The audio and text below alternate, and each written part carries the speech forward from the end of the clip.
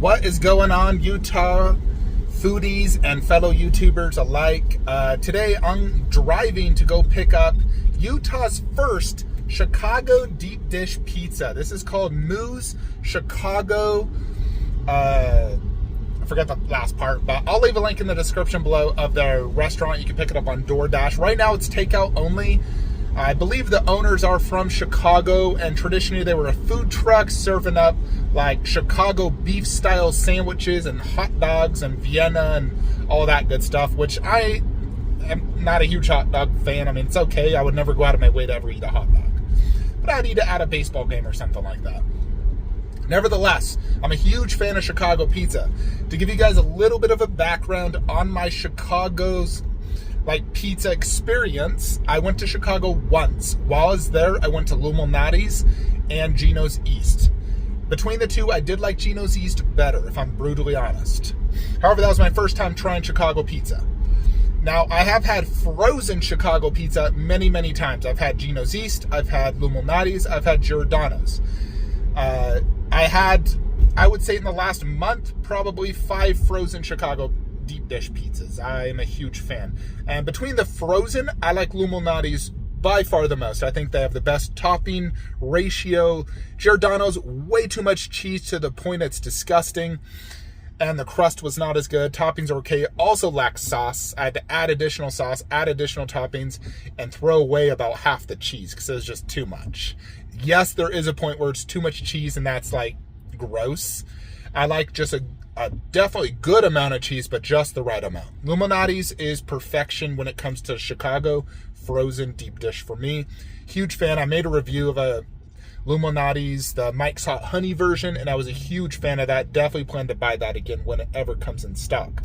Now, frozen Chicago pizza is very expensive. We're talking $25 a pie, which is pretty pricey. And that's actually on discount, so it's pretty pricey. Now let's get back to Moo's. So they are priced at $45 for the sausage and pepperoni, which, if we're brutally honest, that is very expensive. Lumalnati's in person was like $38 for the same size pie. So it's definitely on the pricey end. I would say it's honestly the most expensive pizza in Utah. It beats out Slice House, the Pie Pizzeria, Via 313. Those are higher end pizza places, and they come in around $20 to $30 a pizza. Slice House is probably the most expensive right now, and their most expensive 20-inch New York style pizza or Detroit is around $38. So this place, $45, new kid on the block. They're coming out saying we're the best, we're the most expensive. Let's see if that's actually true. So they do not have a sit-down place to eat, so I'm actually going to eat it in my car. I brought a plate and napkins, fork and knife, and a spatula to get the pizza out. So I brought everything to be prepared for this.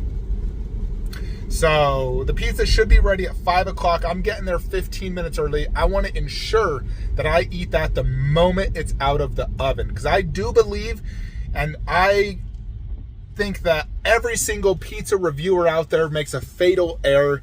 Pizza needs to be eaten scalding, like seconds out of the oven.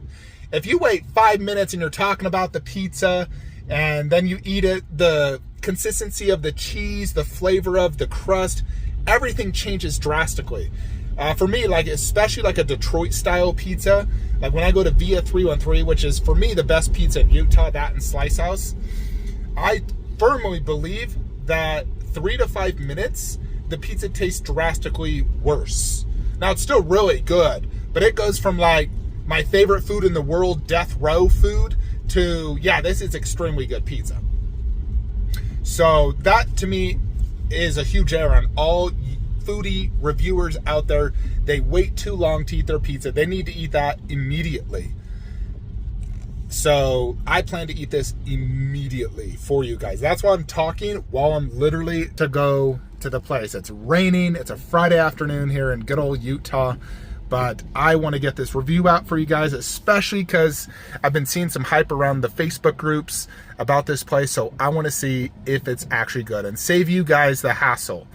So if it's amazing, and it's worth the money, I'm definitely going to tell you guys. But if it's only mediocre or doesn't taste good, or it's just not justified for the price, I'm going to save you guys the money and the trip to go get it. For me, it's about a 20-minute drive, which is okay. I usually don't travel past 20 minutes, unless like on the weekend, then I'd be willing to go further.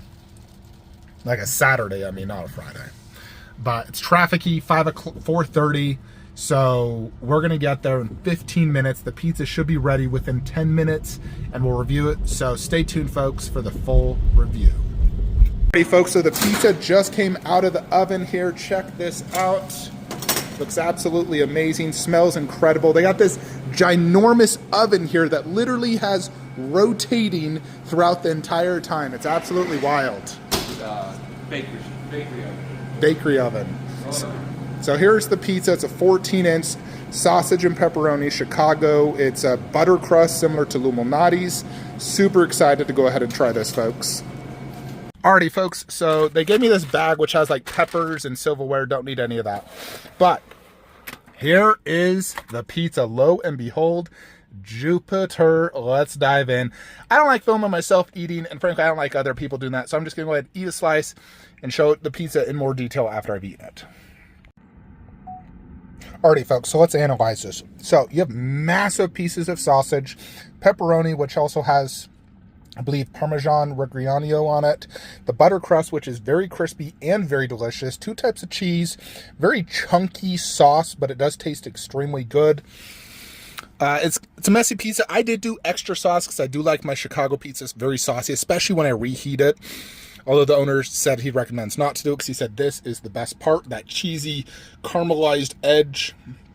And this is very crispy. The bottom also is crispy, but I gotta say, this is extremely good. Wow, I am very impressed. So I need another slice and then I'll give my final review. Alrighty, folks, before we get into the final opinion, I did want to make a video portion on the reheating aspect of this pizza. So today's the next day. It's been in my refrigerator, plastic wrapped. Now I will say the box itself, by the time I got home, the box was like, it didn't have like a parchment paper, like a, you know, your typical pizza paper between the cardboard and the pizza. And because this pizza, the moment you cut it, there's grease and sauce hitting the bottom. The cardboard was completely ruined. So the owner, if you're watching this, please do put like a parchment paper, whatever that paper is, between the cardboard and the pizza to prevent the cardboard from being destroyed, because mine was literally destroyed and it was unusable. So I put my slices on plates. So here it is after being refrigerated for, let's just call it 14 hours. We're gonna go ahead and heat this up first in the microwave for about 1.5 minutes, and then we're gonna throw it in the toaster oven for probably 5 minutes. Alrighty, so it just got done here in the toaster oven. We microwave it purely just to melt the cheese in the middle, but here it is coming out of the toaster oven. Let's go ahead and get it out. Alrighty, folks, so there it is. Crust still crispy. The bottom crust, I don't know if it will be crispy, probably not. I believe the best possible way to reheat this might be like an actual oven. But I'm in a hurry, so quick microwave to toaster oven is the second best method they say. But let's go ahead and try it out. Alrighty, so that was definitely not sufficient at first. The middle part was still not fully like hot and melted cheese. So I microwaved it again for another 45 seconds. And now we're throwing it in the pan because the crust was definitely kind of soggy. And I like it crispy on the Chicago, and this is the best way to get that crust crispy. Just quickly cook it here. So we're cooking it here to get that bottom crust crispy. Alrighty, and so that is the crust after I did heat it up in the pan. It definitely did the trick, made it crispy. So, yeah, definitely made the trick, definitely made it taste really good. So, when you're heating this up, I would say if you can, just do it in the traditional oven. I would probably heat up the pan first to make sure the hot is, like the bottom is very hot, and then you just put it on it. You can also just cook at low temperature for 15 minutes. But if you're in a hurry like me, microwave toaster oven, oven top, covers all bases. Microwave cooks the middle, stovetop cooks the bottom crust, and the toaster oven cooks the top part, as well as crisping up any cheese and toppings on the top. But overall, very good reheated. And I mean, in case you guys have never eaten Chicago pizza, just because we don't have it here in Utah, do need to be aware it takes about 45 minutes to an hour for this to be made.